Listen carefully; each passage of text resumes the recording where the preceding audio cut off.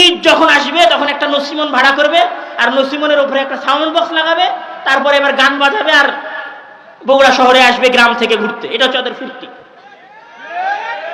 মানে এরা এত হতভাগা যে এরা যে খাওয়ার জন্য 5 স্টার একটা হোটেল পর্যন্ত যাবে মমইনে।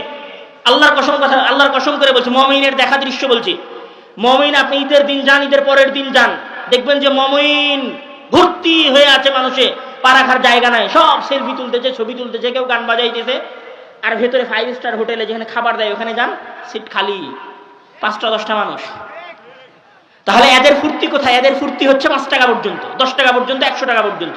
এরা এটাই মনে করে আর এটাকেই ফুর্তি মনে করে, তখন এইটার পিছনে কি করতেছে? সময় ব্যয় করতেছে। তাহলে এদের জন্য সবচেয়ে বড় আফসোস, এদের জন্য 2টা আফসোস। এক, যে এরা সময়কে কাজে না লাগানোর কারণে তো এই সময়কে ঠিক মতো উপভোগ করতে পারছে না। আর এই 5 টাকার একটা কাপের কি মূল্য আছে? তুমি যদি ফুর্তি করার জন্য থাইল্যান্ড যাইতা, তুমি যদি ফুর্তি করার জন্য দুবাই যাইতা, তাহলে একটা কথা বলতাম, ওকে ভাই তুমি দুনিয়াটাকে উপভোগ করেছো, খালাস, যাও, দুনিয়া তো পাইছো, আখিরাত পাও আর না পাও। সেটা তো হয় নাই। দ্বিতীয় যে এদের সবচেয়ে বড় লাঞ্ছনার বিষয়, সেটা হচ্ছে যে এরা অন্যদের গিনিপিগ হয়ে গেছে। গিনিপিগ মানে অন্যদের দ্বারা ব্যবহৃত হয়েছে। সময়ের প্রতি কনসার্ন না থাকার কারণে, সময়ের প্রতি মনোযোগ না থাকার কারণে, সময়ের সদ্ব্যবহারের আকর্ষণ না থাকার কারণে কিভাবে ব্যবহার হয়েছে জানেন? শুধু ব্যবহার হয় নাই, এদের মাধ্যমে সারা পৃথিবীর বড় বড় কোম্পানিগুলো টাকা উপার্জন করেছে। কিভাবে টাকা উপার্জন করেছে?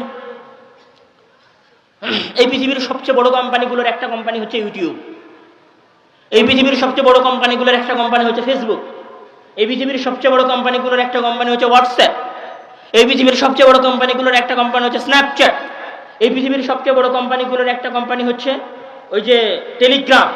এই পৃথিবীর সবচেয়ে বড় কোম্পানিগুলোর একটা কোম্পানি হচ্ছে ওই যে যেটাতে হচ্ছে স্ট্যাটাস দেয় অনেক দামি দামি ধনী ধনী মানুষেরা, ওটার নাম যেন কি? এক্স। এটার নাম আগে যেন কি ছিল? হ্যাঁ, টুইটার। এটার নাম আগে টুইটার ছিল। এই যে টুইটার চালায়, এই যে ফেসবুক চালায়, এই যে হোয়াটসঅ্যাপ চালায়, এই হোয়াটসঅ্যাপের টাকা পায় হোয়াটসঅ্যাপের মালিক, ফেসবুকের টাকা পায় ফেসবুকের মালিক। আর এই ফেসবুকে ভিডিও দেখে কে? আর ফেসবুকে ভিডিও দেখে কে? আমার আপনার মতো 3 নম্বর শ্রেণীর ভবগুড়েরা,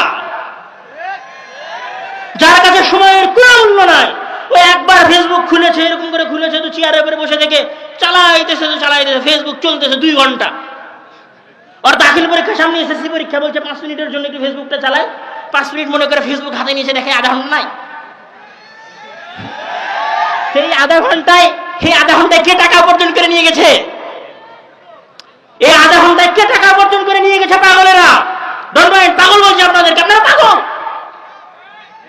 আপনারা পাগল। বসে থেকে দেখে নিজেদের সময় ধ্বংস করেছেন, আর আপনাদের সময়ের উপরে আরেকজন মানুষ কি হয়ে গেছে? কোটিপতি হয়ে গেছে। আর আপনি একটা ভাঙ্গা টুলের উপরে ছোট্ট একটা কুড়ে ঘর, চায়ের স্টলে গিয়ে 5 টাকার একটা চায়ের কাপে ফু দিয়েছেন, বাস।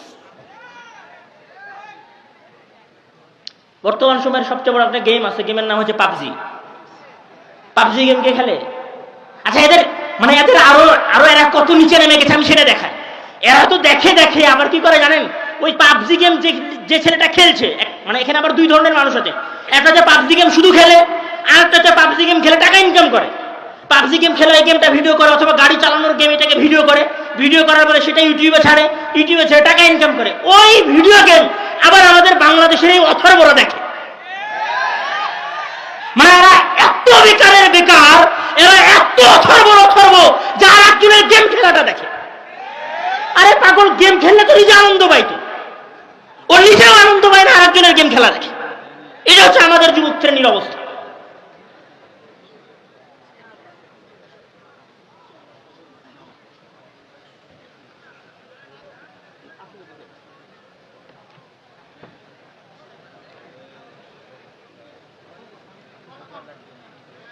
এইটা হচ্ছে আমাদের যুবক শ্রেণীর অবস্থা। এই জন্য এখানে কি হয়েছে জানেন? আচ্ছা, আপনি যে ইউটিউব আছে না, ইউটিউবে এখন ব্লগার আবিষ্কার হয়েছে। ব্লগার কি?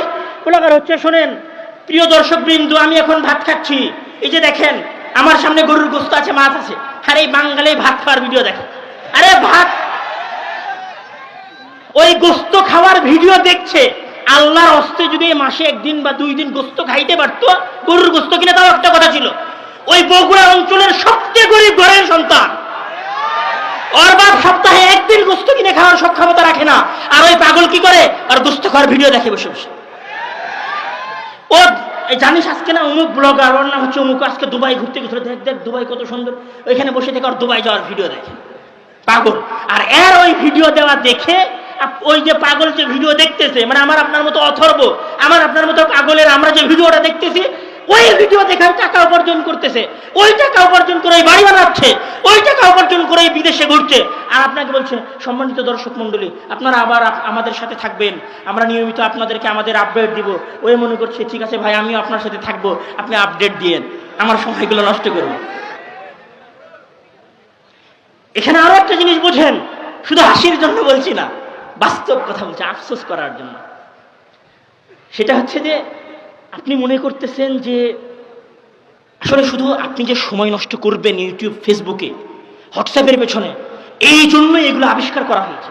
একটা প্রশ্ন করি আপনাদেরকে, আচ্ছা ইউটিউবে যখন নোটিফিকেশন আসে ওপরে, মেসেঞ্জারে যখন নোটিফিকেশন আসে, ফেসবুকে যখন নোটিফিকেশন আসে, তখন ওই নোটিফিকেশনগুলো লাল আসে কেন? এক্স, হোয়াটসঅ্যাপ, ফেসবুক, এদের সবার কালার সবুজ কেন? আপনি দেখবেন মজার বিষয়, ইউটিউবে যান, আপনি ইউটিউবে ওপর থেকে নিচের দিকে, মানে এরকম করতে হয়, মানে ওপরের দিকে ঠেলতে হয়, তাহলে স্ক্রিন ওপরের দিকে যায়। আচ্ছা এরকম হয় না কেন? মানে একটা হচ্ছে আমি এরকম করতেছি, ওপরের দিকে পাঠাই দিচ্ছি, এরকম হয় না কেন? মাথায় প্রশ্ন জাগেনি? পৃথিবীর সবচেয়ে বিচক্ষণ, সবচেয়ে বুদ্ধিমান গবেষকেরা, আবার বলি পৃথিবীর সবচেয়ে ট্যালেন্টেড মানুষেরা, পৃথিবীর সবচেয়ে বুদ্ধিমান মানুষেরা হাজার হাজার লক্ষ টাকা শুধু এটার পিছনে খরচ করতেছে যে কিভাবে বাংলাদেশের মতো অনুন্নত দেশের গাধাগুলোকে ফেসবুক আর ইউটিউবের সাথে লাগিয়ে রাখা যায়। তখন ওরা বুদ্ধি, এখানে একটা উদাহরণ দেয়, এখানে একটা গবেষণা আছে, যেই গবেষণা হচ্ছে, যে গবেষণাটা করা হয়েছিল গুগলের উপর।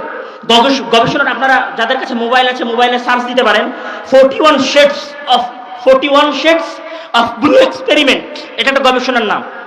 মানে ব্লু যে কালার আছে, এই ব্লু কালারের উপরে 41টা ব্লু কালারের 41টা কালার আছে, মানে একটা ব্লু, ডিপ ব্লু, হালকা ব্লু, লাইট ব্লু, ব্লুর সাথে সাদার মিশ্রণ, ব্লুর সাথে কালোর মিশ্রণ, ব্লুর সাথে লাল মিশ্রণ, ব্লু কালারের, ব্লু এই রঙের 41টা রং আছে। তখন 41টা রঙের মধ্যে কোন রংটা পারফেক্ট হবে মানুষের জন্য, এইটা বাছাই করার জন্য একটা গবেষণা হয়েছিল। এই গবেষণা চালিয়েছিল কে? গুগল নিজে। জাস্ট একটা গবেষণার মাধ্যমে গুগল তাদের লাভকে বাড়িয়ে নিয়ে গিয়েছিল, মানে লাভ করেছিল ব্যবসায় প্রায় $200 মিলিয়ন মতো।